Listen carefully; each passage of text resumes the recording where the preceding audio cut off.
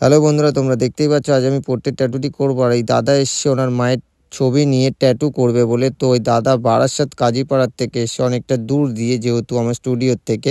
তো যারা যারা আমার কাছে ট্যাটু করতে চাও আমার স্ক্রিনে দেওয়া নাম্বারে যোগাযোগ করো। আর ফাইনালি ট্যাটুটা কেমন হয়েছে আমাকে জানাও। বারাসাত থেকে কালীপাড়া। আচ্ছা, এখানে এসে তোমার কেমন লাগলো কাজ করে? একদম খুব ভালো লাগলো দাদা, আমার ড্রিমটা পূর্ণ হলো একদম।